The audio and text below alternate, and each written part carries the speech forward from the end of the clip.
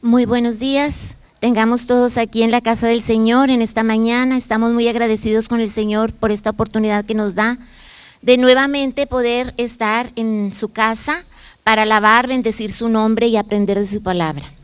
Es un privilegio que nosotros podamos disponer nuestros corazones a aprender de su palabra, ya que a través de ella podemos conocer su voluntad y lo que en ella está escrito. Creo que se oye así como un eco. Si pueden ahí acomodarlo un poquito. Se oye un eco. Muy bien, vamos a orar. Los que estamos aquí, pónganse de pie. Los que estén allá en sus casas, buenos días, esperamos que estén muy contentos, así como lo estamos nosotros en este día tan bendecido, y que tengamos esta clase como una bendición para nuestras vidas. Vamos a orar. Padre, en el nombre de Jesús estamos agradecidos, queremos darte honra, gloria y honor porque solamente tú la mereces. Y aquí estamos, Padre, dispuestos nuestros corazones a tu enseñanza, a la palabra, a escuchar tu voz, a poder saber, Señor, tu voluntad a través del estudio de tu palabra. Abre nuestros ojos espirituales para poder entender, Señor, todo lo que en tu palabra está escrito y todo lo que habla acerca de ti. En el nombre de Jesús, amén. Amén. Pueden tomar su lugar.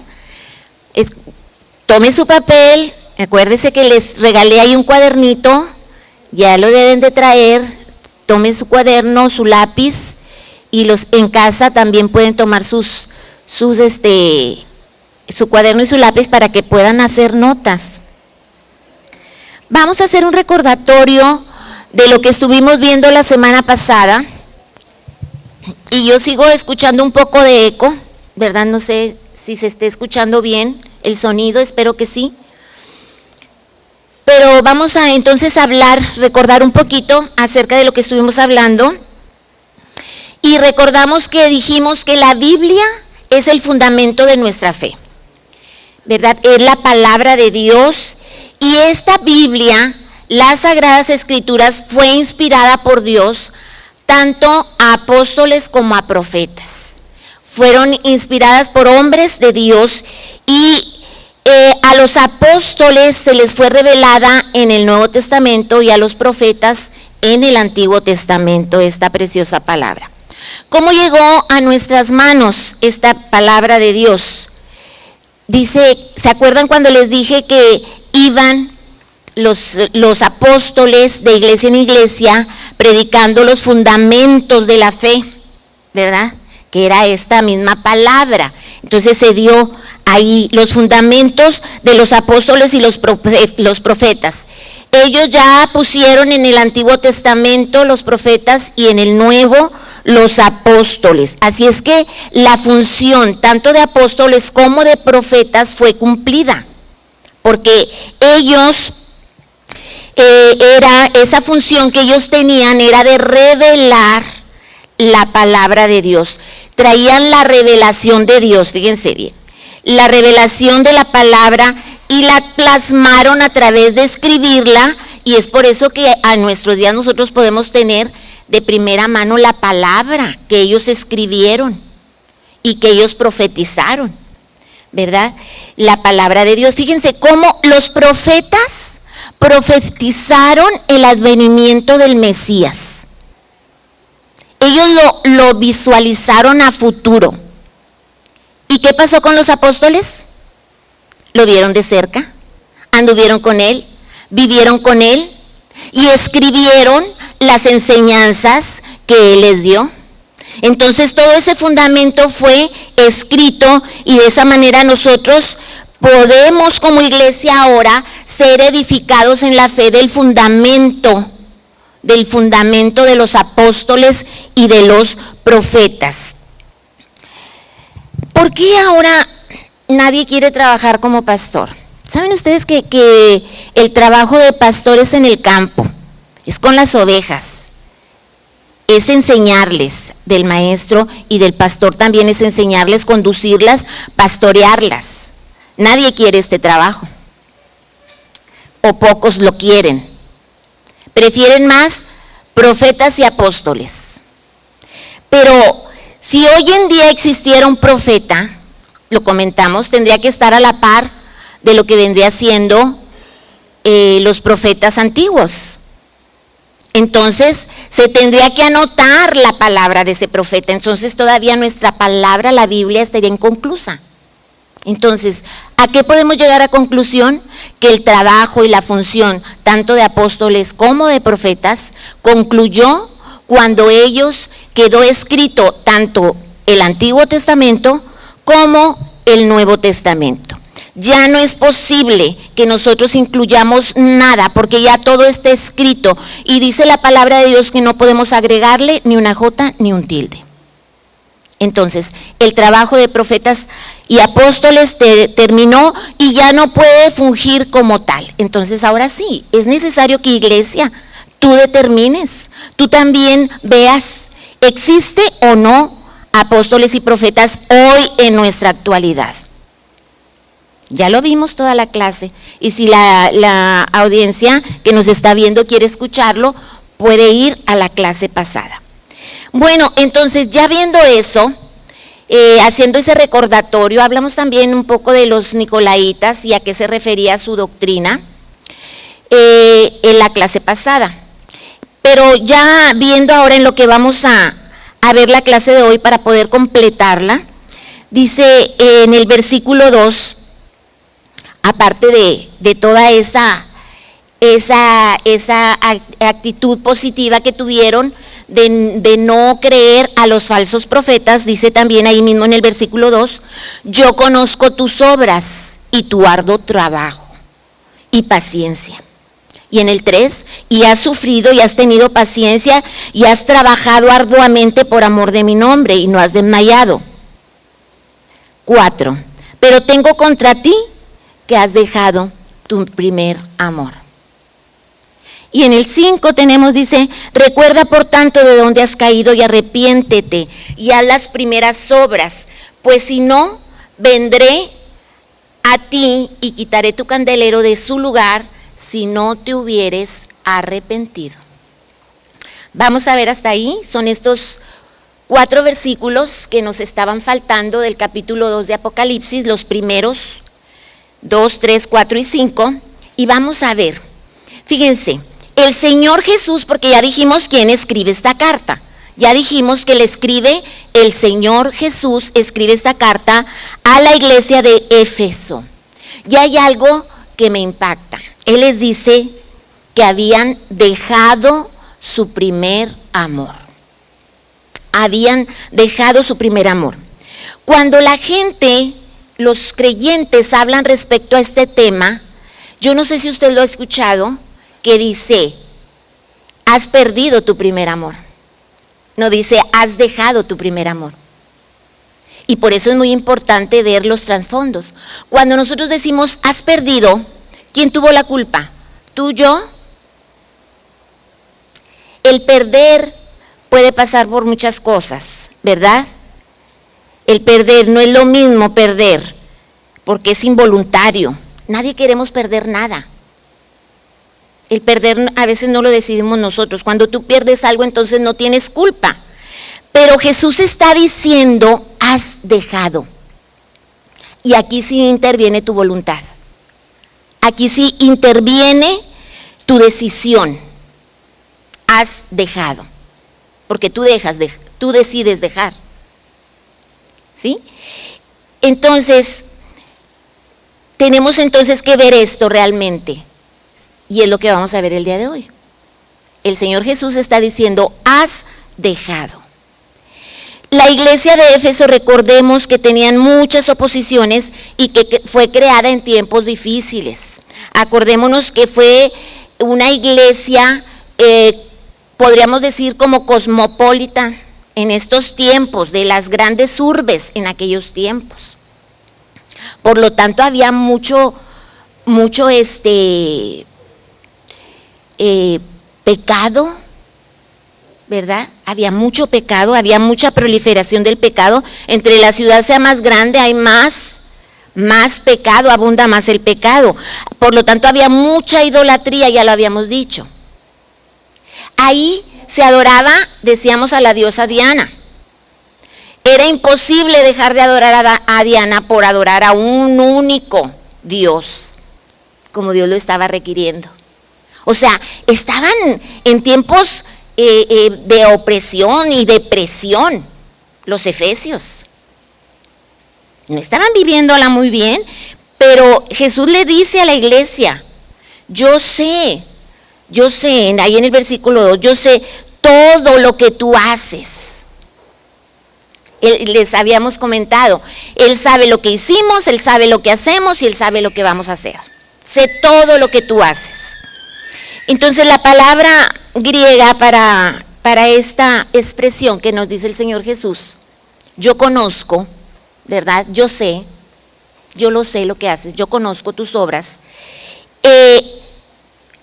nos da el significado en griego de mirar, de prestar atención, de percibir por cualquiera de los sentidos, para inspeccionar o para examinar.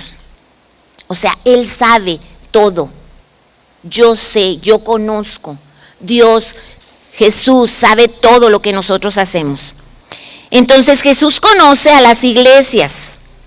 Él sabe que la gente de Éfeso, todo el trabajo que hacía, conocía su arduo trabajo, conocía su paciencia, su perseverancia, conocía que no toleraban a los malos y conocía también que no permitía que cualquiera viniera a enseñar a la iglesia. ¿Se acuerdan que esta iglesia tenía una doctrina bien arraigada que fue enseñada por Pablo?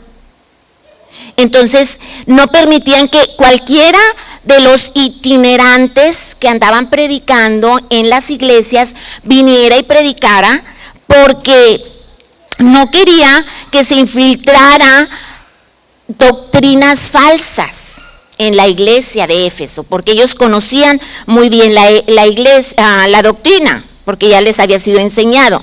Entonces no querían que en la iglesia hubiera una enseñanza errónea.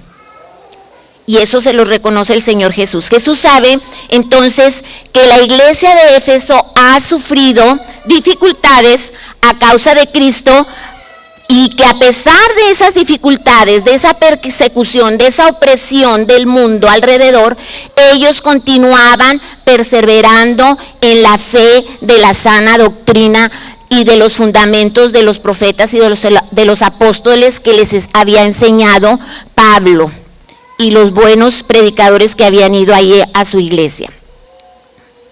Qué hermoso es que como iglesia el Señor pudiera decirnos esto. Tú has perseverado. Yo reconozco esto en ti, iglesia Querigma. Yo reconozco que tú has tenido celo por mi fe.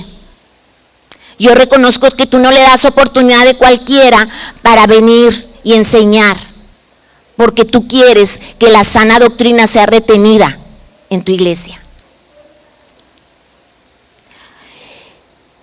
Entonces, el no tolerar estas enseñanzas falsas de los que afirmaban ser apóstoles, pero no eran, recuerden, no eran apóstoles.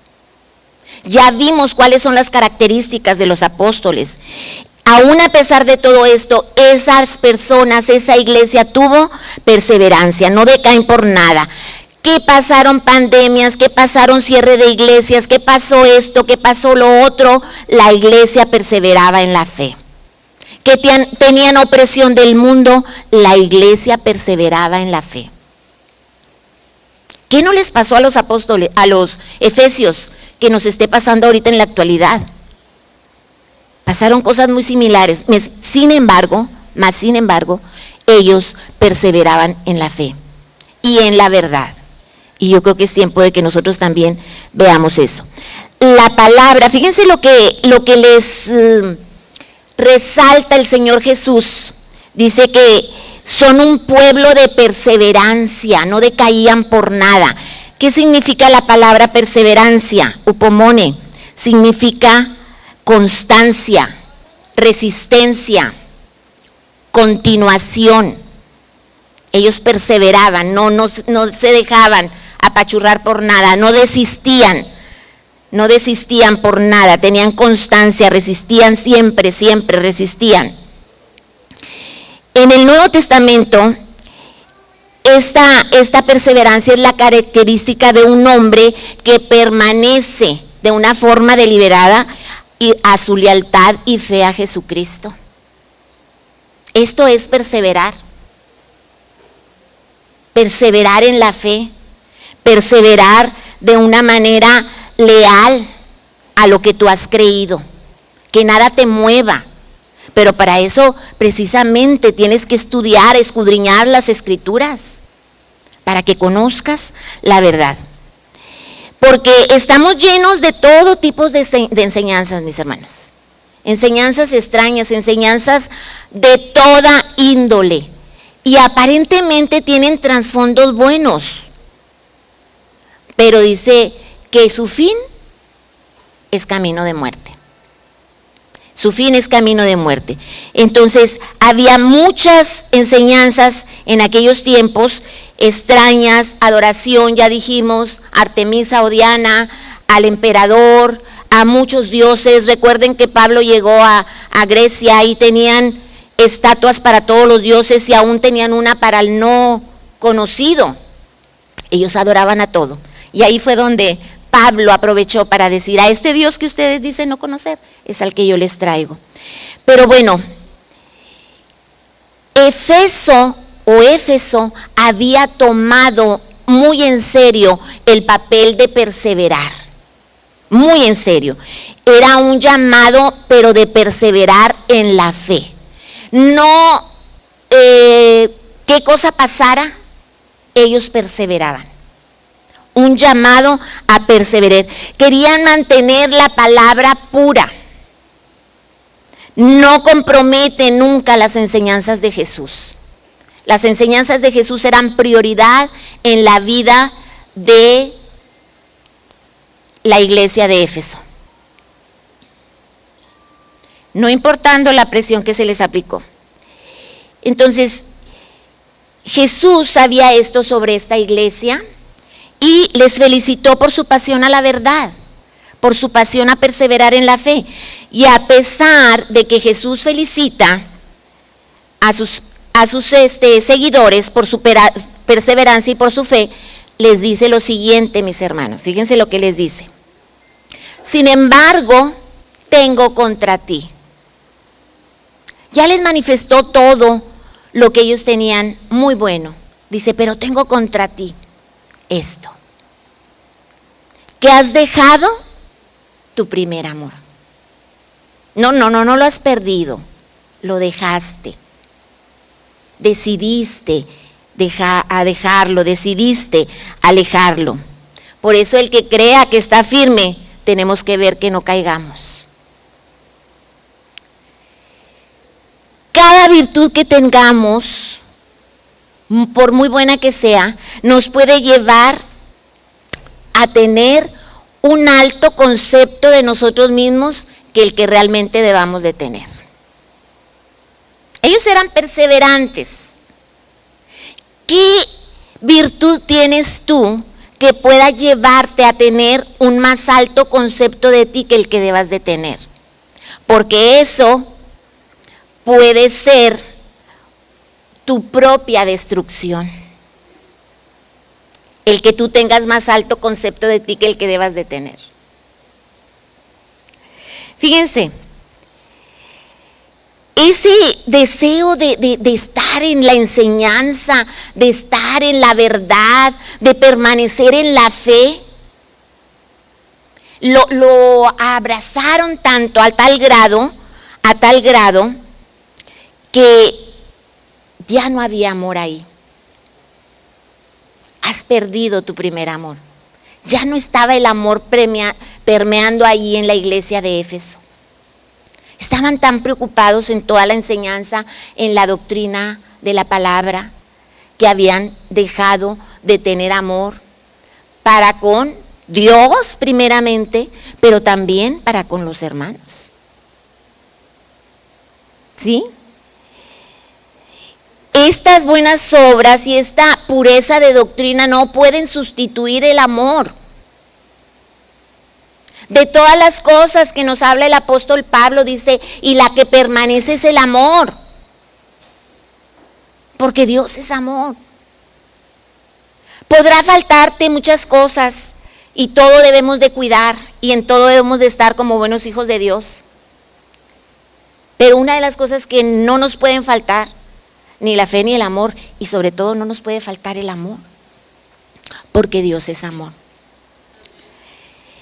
Fíjense, habían pasado ya 40 años de la fundación de esta iglesia. ¿Cuántos años han pasado de que tú conociste a Cristo? ¿Y estás viviendo todavía tu primer amor? ¿Estás viviendo las mieles de ese amor que tú tuviste a los inicios de creer en Cristo? ¿Cuántos años caminamos y nos damos cuenta que ese amor a lo mejor ya no es el mismo, ya se ha deteriorado, ya está ahí como un poquito hecho hielo, ¿no? Ese amor. Cuando Pablo, fíjense bien, le escribió a la iglesia de Éfeso, en la carta a los Efesios, vio que el amor aún estaba vivo, que la gente se amaba. En esos tiempos pasados de la iglesia de Éfeso, la gente se amaba y se comunicaba ese amor. Miren, abran en sus Biblias Efesios 1, 15 al 16. Dice, por esta razón, desde que me enteré de su fe en el Señor Jesús y su amor para con todos los santos, no he dejado de dar gracias por vosotros, haciendo memoria de vosotros en mis oraciones. Pablo estaba escuchando de la fe que tenían los efesios, pero también estaba escuchando de su amor para con todos los santos, dice en la iglesia de Éfeso. Ahí mismo en Efesios 3, capítulo 3, versículos 16 al 19, Pablo les escribe también a los efesios: ruego que por medio del Espíritu y con el poder que procede de sus gloriosas riquezas, los fortalezca a ustedes en lo íntimo de su ser, para que por fe Cristo habite en sus corazones. Y yo deseo que tú, arraigado y cimentado en amor, puedan comprender junto con todos los santos cuán ancho y largo, alto y profundo es el amor de Cristo. Y conozcas el amor que excede a todo conocimiento, que seáis llenos de toda la plenitud de Dios. El pueblo de Efeso, Pablo lo conocía como arraigado en el amor, arraigado en el amor. Entonces, la iglesia que Pablo describe en Efesios será la misma que describe Jesús en el Apocalipsis 2. Porque Pablo dice que era una iglesia llena de amor. Y aquí en Apocalipsis dice, has dejado tu primer amor. ¿Cómo puede ser esto? ¿Tú puedes no ser el mismo entonces? Cuando conociste a Cristo, ahora que han pasado 10, 5, no sé cuántos años, en algunos más, ¿podrá ser que tú has dejado de ser el mismo? Como la iglesia de Éfeso, o sigue siendo el mismo. La iglesia que Jesús describe en Apocalipsis 2 no era la misma que en su principio, que en sus inicios. ¿Qué había pasado? ¿Qué había cambiado? ¿Qué pasó con el amor que ellos tenían, con la pasión de servir, con la pasión de amarse los unos a los otros? ¿Qué había pasado? A veces estás ocupado, distraído con responsabilidades cotidianas, ¿sí? Tu corazón está frío porque no sientes el mismo fuego y amor en Cristo. Alguien se aprovechó de ti, tú quisiste ayudar, pero te defraudaron. Lastimaron tus sentimientos y dijiste, no más. Nunca has tenido aprecio, ni el respeto que tú crees mereces en la iglesia. Tu corazón se ha volcado a servir a Dios y entonces te encontraste con problemas. Dios nunca te respondió. ¿Te sentiste defraudado por el pastor o por algún hermano? ¿Qué ha pasado? Podría alguien decir, bueno, yo sé lo que le está pasando a la hermana, pero ¿sabes lo que está pasando en tu vida? Tú sabes lo que está pasando en el del hermano, pero ¿tú sabes lo que está pasando en tu vida? ¿Sabes qué te está sucediendo? ¿Sabes qué es lo que está aconteciendo en tu vida? A lo mejor muchos podrán decir, es que yo quería triunfar en la vida, quería lograr un puesto más alto, pero tuve que dejar el ministerio que Dios me había dado. Tuve que trabajar muy duro para poderle darle todo a mi familia, lo que se merecía. Pero tuviste cosas para proveer a tu familia, pero no también les dejaste de dar tiempo de calidad. Y dejaste la familia por el trabajo. ¿Qué cosas están aconteciendo en tu vida que has dejado ese primer amor? Porque ese primer amor no nada más puede ser con Cristo, sino también con otras relaciones personales que tú tienes en tu vida. El Señor desea compartir con su pueblo. El Señor quiere tener intimidad con sus hijos. Es una cosa hermosa cuando tú aprendes a tener intimidad con Dios y que sea Él tu todo y que tú esperes de Él todo. Es hermoso y es lo que Dios quiere, compartir esa intimidad con nosotros, que le busquemos.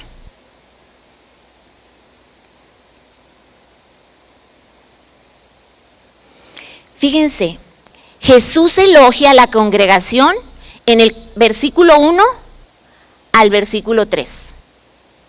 Pero en el versículo 4 les hace una crítica.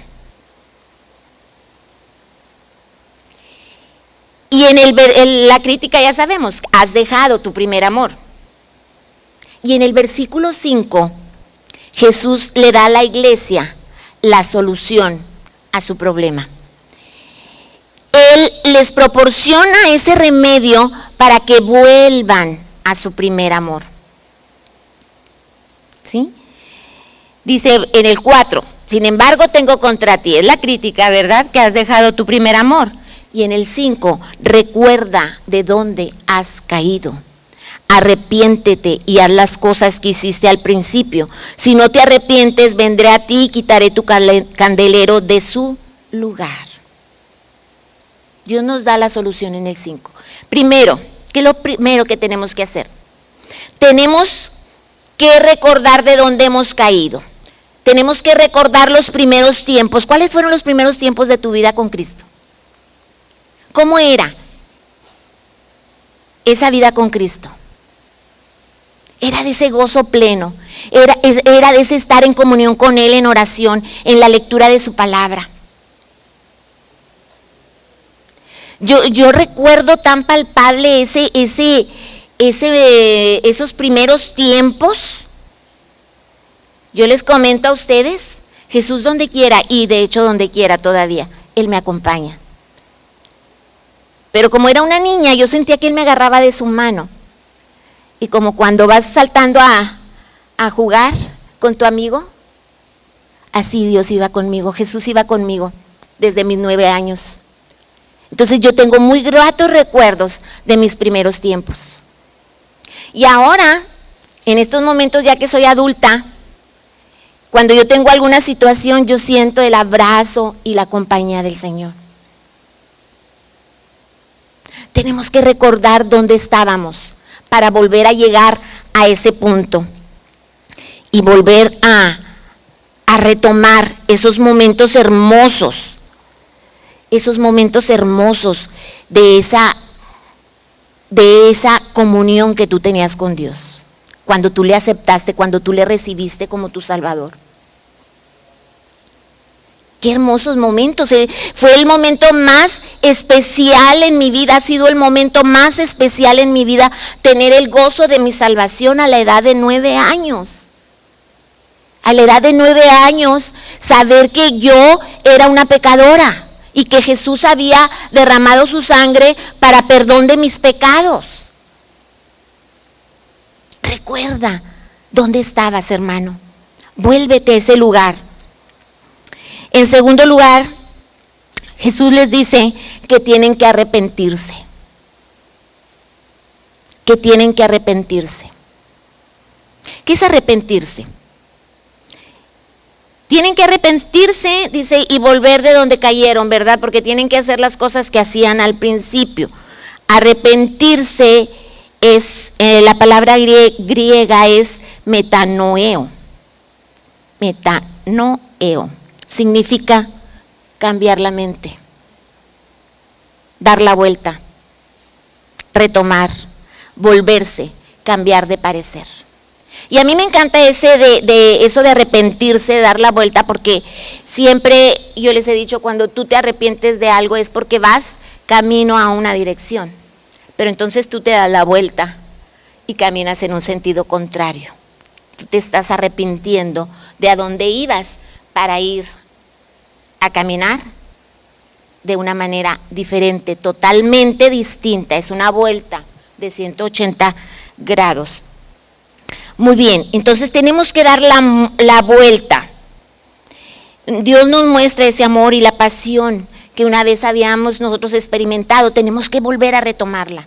¿Sabes? No es claro que sé que en la vida del creyente va a haber tropiezos. Yo tuve mis tropiezos, grandes tropiezos en mi vida. Tuve que arrepentirme también grandemente, porque cuando tú tienes un gran tropiezo, tu arrepentimiento tiene que también ser muy grande. Entonces tenemos que arrepentirnos. Nosotros no podemos llevar a cuestas una vida que no corresponde a lo que Dios quiere que nosotros vivamos. Él quiere que nosotros tengamos una vida en abundancia aquí en la tierra, porque cuando ya estemos con Él, amados amigos, Él va a ser toda tu plenitud. ¿Qué vas a necesitar si Él ya va a estar contigo? ¿Sí? No vas a necesitar nada. Ahorita Él quiere que tengas una vida en abundancia. Y el creyente puede tener una vida en abundancia si aprende a buscar correctamente a Dios. Eso es lo que Dios quiere para cada uno de nosotros. Y punto número 3, entonces Jesús les dice a la iglesia, ya le dijo que tiene que recordar los días de sus primeros pasos, tiene que arrepentirse, y entonces hay aquí una situación. Dice, presta mucha atención, ¿verdad? Porque le va a dar un consejo. Dice, porque si tú no haces esos 2 primeros pasos que yo te estoy dando, si tú no vuelves a tu primer amor, no te arrepientes, entonces yo voy a tener que quitar tu candelero. ¿Qué aprendimos en Apocalipsis 1 que era el candelero?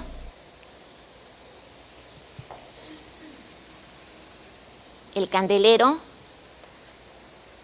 dijimos que eran las 7 iglesias.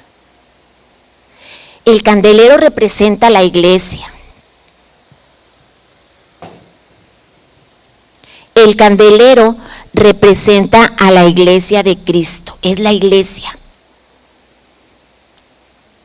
Entonces, si el candelero que sirve para dar luz, no va a dar luz, entonces ¿para qué? ¿Para qué existe?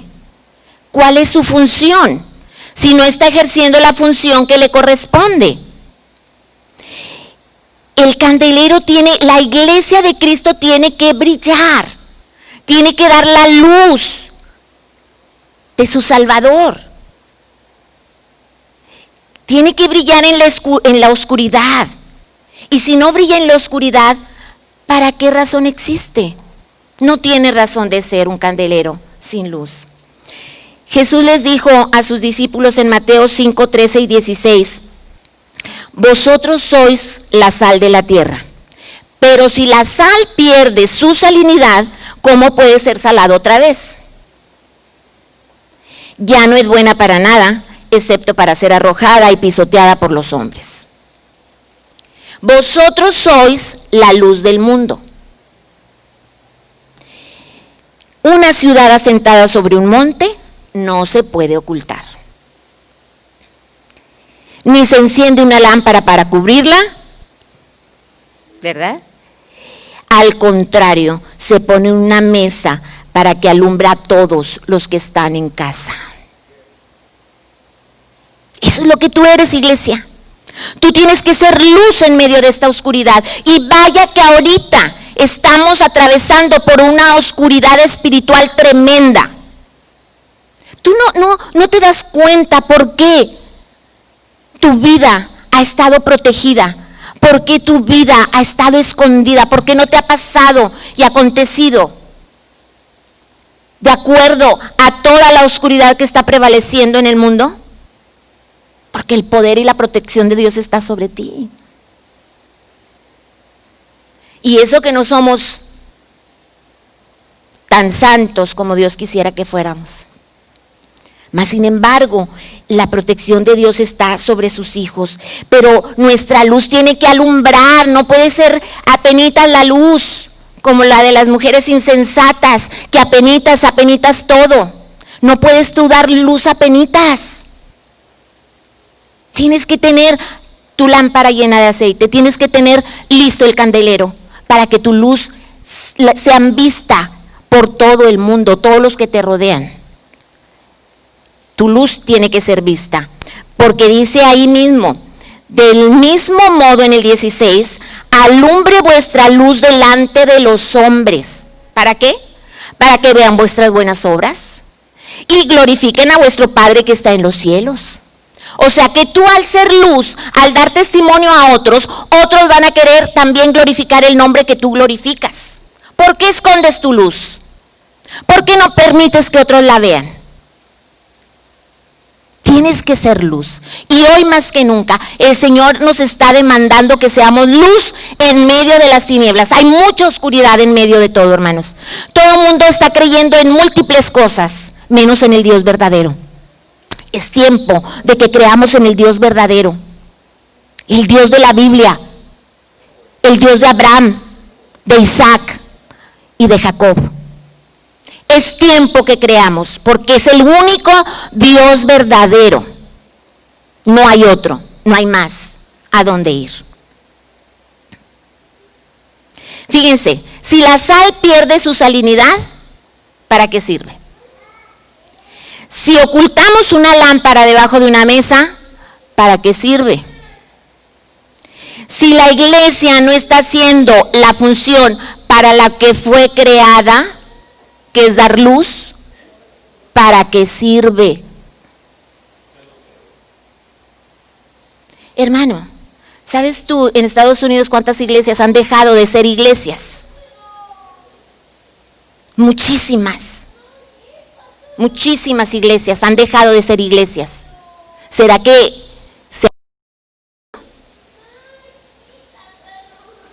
no querramos que el Señor quite nuestro candelero? Tenemos que hacer fogón, encender la llama, fortalecer esa llama. ¿Sí? La iglesia tiene que saber que hoy estamos llamados a dejar que la luz de Jesús brille en el mundo, hablando a otros de Cristo. Si bien antes teníamos las escuelas, teníamos las instituciones, teníamos aquí y allá, hoy está todavía la gente. Y a la gente es a la que tenemos que ir. Y a la gente es a la que tenemos que ir y darle una palabra. Yo siempre me preguntaba, ¿y cómo le haré con estas personas que se paran en los semáforos? Y bueno, les voy a dar una ayuda. Pero yo también quiero que sepan que Jesús es su Salvador, o que cuando menos algo de Cristo. Pues la palabra rápida, ¿no? Porque cuando ya les das y luego ya cambia a verde y tienes que avanzar. Cristo te ama. Tú no sabes qué impacto puede causar esa palabra. Jesús te ama, Cristo te ama. hay que decir que Jesús es la respuesta. Cristo es la respuesta. Yo hice ahí varias frases. Cristo es la puerta. Y tenga su ayuda, porque dice, ¿verdad?, también la palabra. No le digas Dios te bendiga y no le des el pan. Tenga su ayuda, pero Cristo le ama. Tenga su ayuda. Cristo es la puerta, Cristo es la solución. Tenemos que ser luz, mis hermanos amados. Hombres, mujeres, niños, niñas.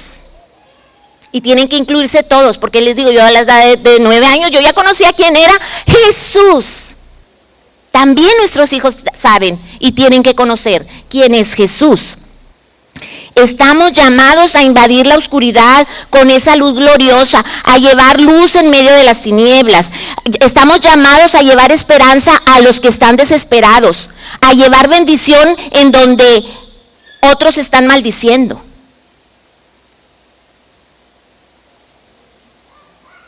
Estamos llamados a alcanzar a los de afuera, hermanos. Porque hoy la iglesia quiere estar en recogimiento. Estamos en cuarentena. Quieren guardarse. Yo creo que hoy no es tiempo de guardarnos. Vamos a tener que salir en el nombre de Jesús. Vamos a tener que salir creyendo a un Jesús vivo, poderoso, que está respaldando, y porque es tiempo, porque sabes que hoy más que nunca nuestro adversario quiere llevarse por montones al infierno a todo aquel que lo pesque mal parado. Y tú eres la luz que alumbra. Y tú eres la luz que alumbra. Debemos entonces, si nosotros somos cristianos, debemos de creer que si tenemos ese corazón de Éfeso, tenemos que arrepentirnos, tenemos que cambiarlo. Hay muchas cosas buenas que hay en ti, iglesia querigma, pero tenemos que volver a amarnos más. Si tú amabas a tu hermano, ámalo más. Hay muchas cosas buenas en ti, mi hermano, pero tú personalmente tienes que volver a tu primer amor. Y tienes que arrepentirte de donde has caído y volver a retomar las cosas buenas que tú hacías. Para no permitir que nada te quite de poder tener esa relación con Dios permanente hacia Él. Mis hermanos, mis amigos, yo les invito a que ustedes en este día, si no han conocido a Cristo, lo reciban en su corazón. Y tú, ya que conociste a Cristo, yo te invito a que vuelvas a tu primer amor. Si tú has dejado ese primer amor, vuelve a tu primer amor. Quiero guiarte en una oración para que recibas a Jesús en tu corazón y así puedas tenerlo en esta tremenda situaciones que estamos viviendo. Oremos. Repite conmigo: Padre, en el nombre de Jesús, vengo delante de ti. Te recibo en mi corazón. Creo que Jesús murió y resucitó. Ahora está sentado a la diestra del Padre. Y yo, Jesús, te recibo en mi corazón como el Salvador de mi vida. Me arrepiento de todos mis pecados. Quiero vivir una vida santa que dignifique y honre a ti como único y sabio Dios. Iglesia, si tú has perdido este primer amor, has dejado más bien tu primer amor, en esta tarde ya, yo te invito a que tú vuelvas, te arrepientas y vuelvas a este camino, que el Señor quiere tener una intimidad preciosa contigo, como el Señor y Salvador de tu vida, como el Dios único tuyo, todopoderoso. Vuelve a tu primer amor. Dios les bendiga. Amén.